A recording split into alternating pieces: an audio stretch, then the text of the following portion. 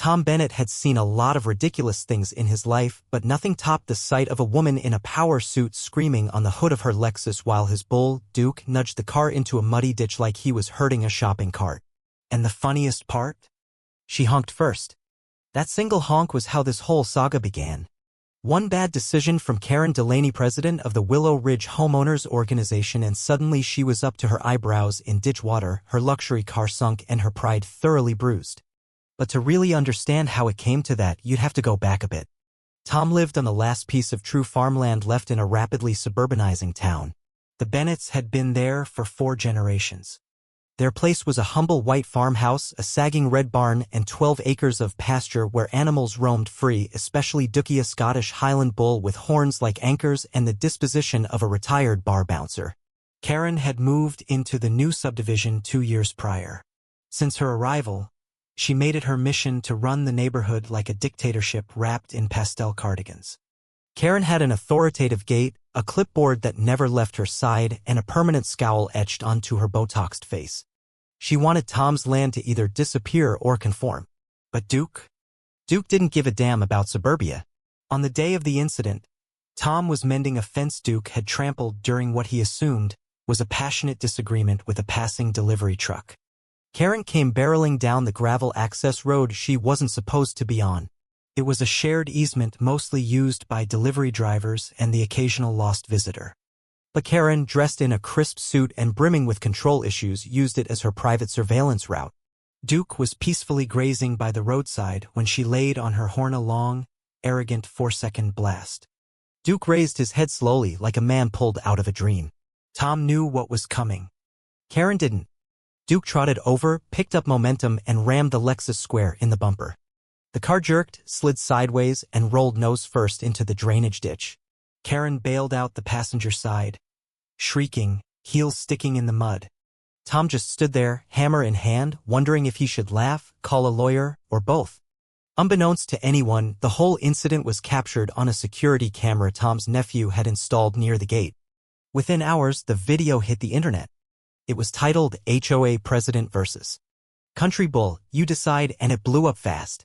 Edits included slow motion, sound effects, even orchestral scores. Duke became an overnight hero. People mailed treats. One guy offered to tattoo Duke's face on his calf. Karen, humiliated, stormed up Tom's driveway that evening, eyes blazing. "This is war," she hissed. Tom, a man of few words, sipped his coffee and nodded. "All right." The next day she showed up with a tape measure and started mumbling about encroachment and code violations.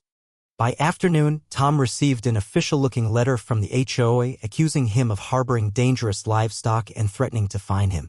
Tom mailed back a copy of the county land survey showing his property sat outside the HOA boundary with a sticky note, "Nice try. Duke says hi." Karen wasn't deterred. She went to zoning boards, called animal control, and even reached out to the local news. Duke, oblivious to the bureaucratic storm, continued grazing, napping, and occasionally staring at Karen's house like it owed him money. Then came the certified letter, gold embossed and hilariously dramatic. It demanded Duke's removal within 48 hours. It even included a laughably amateur redraw of the HOA map, extending their jurisdiction to include Tom's farm. It was Karen's way of saying, "If we can't beat you legally, we'll fake it." Tom showed the letter to Duke, who blinked, turned around, and pooped by the mailbox. That was all the commentary needed. Karen returned, this time flanked by 2 HOA board members, Philip, who looked like a dried-up raisin in khakis, and Marcia, a woman who feared compost. Karen barked orders. Philip wiped his forehead. Marcia looked ready to cry. Karen began listing infractions: barn paint, livestock noise, psychological trauma caused by animal stares. Tom offered lemonade. Philip accepted. Duke watched from the shade of an oak tree. The next day, Karen hammered a sign into the ground. "No bulls beyond this point. HOA Rule 14C. Tom responded with a scarecrow mannequin dressed in a beige suit labeled Chairwoman Mooch. Wineglass in hand, HOA newsletter in the other. It went viral. Soon, Karen filed a formal complaint to rezone Tom's land as suburban incursion. Local news picked up the story. Reporter Shayla Owens interviewed Tom next to Duke, who photobombed every shot. Karen interrupted the interview, ranting. That rant got recorded and became the highlight of the segment, especially when she tried to cite unlawful decorative freedom. Days later, Tom received a notice for a public hearing. Karen's cousin from the zoning department had filed it, alleging Duke was a hazard. Tom called his sister Josie, former rodeo queen turned small-town attorney with a vendetta against HOA tyranny. She read the notice, laughed, and said, "Let's bury him." The courtroom was packed. Karen arrived in crimson silk and rage.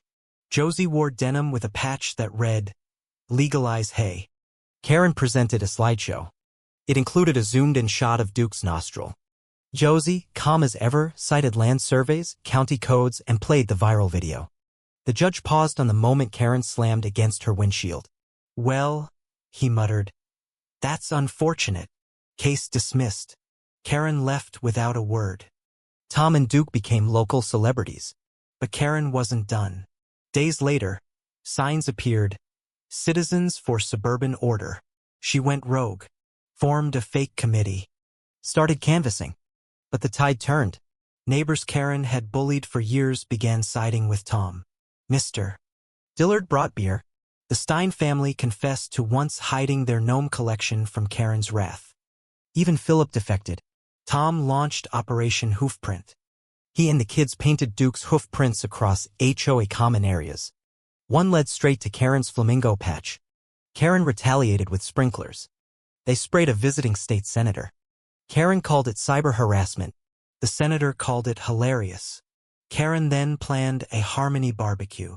No livestock, no politics, no laughter. Few came.